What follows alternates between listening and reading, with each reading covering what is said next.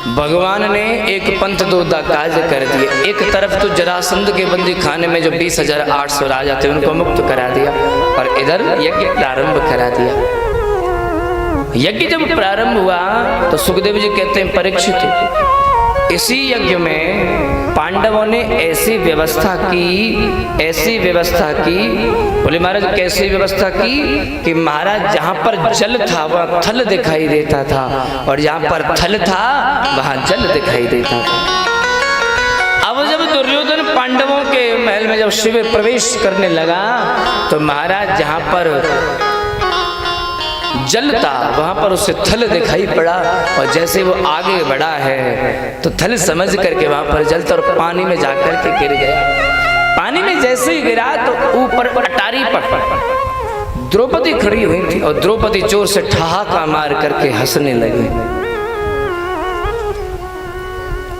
हंस पड़ी, उसका दुख नहीं हुआ। दुख किस बात का हुआ?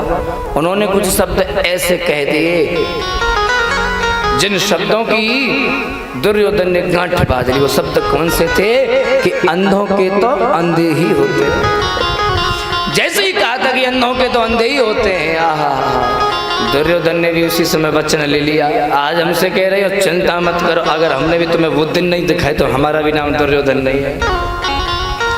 संत जन कहते हैं हमेशा ध्यान रखिएगा, शब्द जब बोले, कुछ भी अपने मुख से हम बोलते हैं, बातचीत करते हैं, तो हमेशा संभाल करके बोलने चाहिए। क्यों?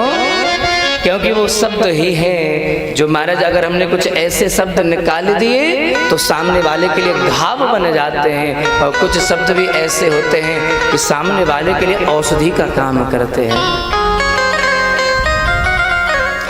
जब भी तुम कोई शब्द बोलते हो, किसी को कोई भी बात कहते हो, तो सोचो अगर यही शब्द सामने वाला हमारे लिए कहेगा तो हमें कैसा लगेगा? बुरा लगेगा तो समझ लो सामने वाले को भी बुरा लगेगा, और तुम्हें अच्छा लग रहा है तो सामने वाले को बोल दो, उसे भी अच्छा लगेगा। लेकिन नहीं, मन में जो आया सो बोल दिया। जब सामने वाला कुछ बोल दे तो मुंह फुला के बैठे गए। ये समझदार व्यक्ति के लक्षण नहीं हो सकते।